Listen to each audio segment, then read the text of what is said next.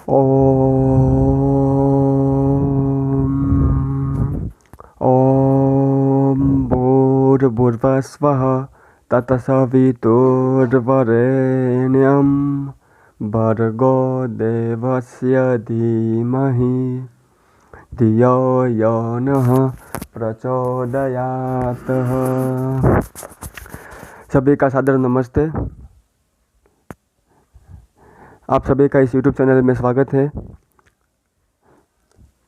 आज हम चर्चा करेंगे ब्रह्मचर्य किसे कहते हैं, ब्रह्मचर्य का क्या सामान्य अर्थ होता है। तो ब्रह्मचर्य का अर्थ होता है ब्रह्म और चर्य, इन दोनों शब्दों के मिलने से ब्रह्मचर्य शब्द बना है, जिसमें ब्रह्म का अर्थ होता है परमात्मा, वेद, ज्ञान, सत्य, और चर्या का मतलब होता है इनके मार्ग पे चलना, अर्थात इनको प्राप्त करने के लिए, इनको अपने जीवन में धारण करने के लिए मार्ग, जिस मार्ग पर हम चलते हैं उसी मार्ग को, उसी पथ को ब्रह्मचर्य कहते हैं, जिसमें बाहरी सुखों से छूटकर भीतरी सुख लेने का सिद्धांत सबसे मुख्य और आवश्यक कुंजी होती है ब्रह्मचर्य पालन करने हेतु। ब्रह्मचर्य का जो मुख्य अर्थ है वह है वीर्य को शरीर में ही रोक कर रखना, और इसके लिए हमें हमारे स्वाद को जो है कंट्रोल करना अनिवार्य होता है, क्योंकि जब तक हम जीभ को कंट्रोल नहीं करते तब तक हमारा जो कामोत्तेजना है, जो मन है, वो वश में नहीं रहता। क्योंकि जीभ का जो स्वाद लेने का जो मतलब कि जो है इच्छा, वो बहुत प्रबल होती है। जब हम किसी भी भोजन का स्वाद लेते हैं या फिर कोई भी भोजन होता है, उसका हम जब स्वाद लेने के रूप में, रस का स्वाद, सुख लेने के लिए हम भोजन करते हैं, तो हमारा मन उसमें बहुत मतलब कि आसक्ति से उसमें प्रवेश करता है, और उसके कारण फिर हमारे अंदर विषय सुख प्राप्त करने की इच्छा जागृत होती है। और जब भी हम किसी भी इंद्रिय द्वारा कोई भी भौतिक सुख, भले ही कान से हम कोई सुख लेने की इच्छा करें, आँख से कुछ सुख लेने की इच्छा करें, नाक से कुछ सुख लेने की इच्छा करें, जीभ के द्वारा कुछ सुख लेने की इच्छा करें, अथवा त्वचा के द्वारा हम सुख लेने की इच्छा करें, तब हमारा मन भी उस इंद्रियों के साथ मिलकर उसी विषय के सुख को ग्रहण करने के लिए आसक्ति में प्रेरित होता है, आसक्ति के साथ प्रेरित होता है, जिसके कारण फिर जब हमने किसी विषय को हमने एक इंद्रिय द्वारा अनुभव किया, तो फिर जैसे हमने कानों के द्वारा कुछ सुना कि जैसे कि मतलब क्या होता है कि जैसे कि आम बहुत मीठा होता है, ये हमने सुना केवल, और हमने आम कभी खाया नहीं आज तक, किंतु हमने जब सुना तो हमारे अंदर आसक्ति पैदा हुई।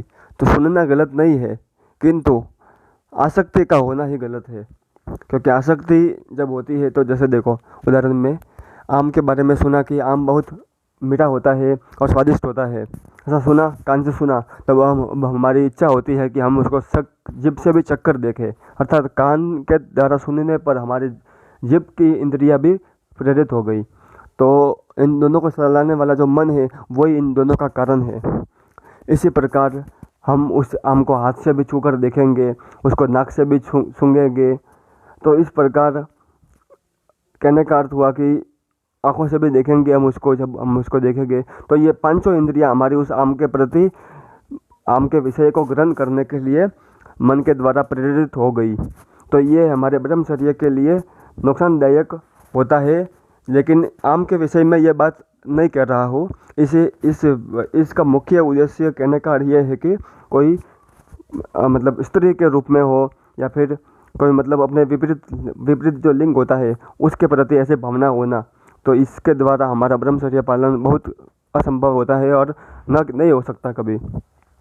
और इसी के लिए ब्रह्मचर्य का जो मुख्य अर्थ है कि, इसीलिए ब्रह्मचर्य का मुख्य अर्थ यह होता है कि अपने जो इंद्रियां है, इनके द्वारा सुख को ग्रहण न करना और ध्यान करते हुए अंदर से परमात्मा का सुख ग्रहण करना और परमात्मा के सुख में ही तृप्त रहना और परमात्मा के सुख में तृप्त रहकर संसार के उपकार के लिए, सभी जीवों के कल्याण के लिए स्वार्थ रहित निष्काम भाव से, अर्थात अपने स्वयं के स्वार्थ को छोड़कर अपने स्वयं आत्मा के परमार्थ के लिए, अपने आत्मा का कल्याण तो हम देख रहे हैं, किंतु आत्मा का भौतिक लाभ नहीं चाहिए हमको।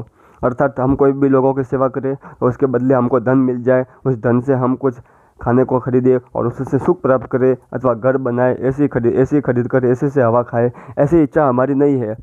हम इन सुख दुख, राग द्वेष, सर्दी गर्मी, भूख प्यास, इन सभी द्वंद्वों से ऊपर उठ गए हैं और ऊपर उठने के कारण अब हमारी इच्छा है कि हम इस जो भी हम लोगों के लिए सेवा करते हैं, मतलब कि लोगों के लिए परोपकार के कार्य करते हैं, और सभी कार्य हम परमात्मा को समर्पित करते हुए करते हैं और उसका लौकिक सुख, लौकिक जो फल है वो तो मिलेगा हमको, लेकिन उसमें हमारी आसक्ति नहीं होगी। वो फल हम परमात्मा को सौंप देंगे। जैसे हमको भोजन भी मिलेगा, भोजन भी हम करेंगे, सोएंगे भी, जागेंगे भी, स्नान भी करेंगे, सब वस्तुओं को मतलब कि प्रकृति के सौंदर्य को भी देखेंगे, किंतु हमारा उसमें आसक्ति नहीं होगी। हमारा मन, हमारी आसक्ति, हमारा प्रेम केवल और केवल परमात्मा से रहता है। अभ्यास के द्वारा ऐसा संभव होता है। तो परमात्मा में हम जब हमारा मन पूरी तरह से लग जाता है और संसार के विषयों के प्रति आसक्ति नहीं रहती, केवल विषयों का ग्रहण होता है। जैसे भोजन करते हैं, लेकिन भोजन में स्वाद के इच्छा से भोजन नहीं करते, केवल शरीर को जीवित रखने के लिए और शरीर के संचालन, शरीर को स्वस्थ रखने के लिए, शरीर को रुष्ट पुरुष्ट तंदुरुस्त रखने के लिए भोजन ग्रहण करते हैं।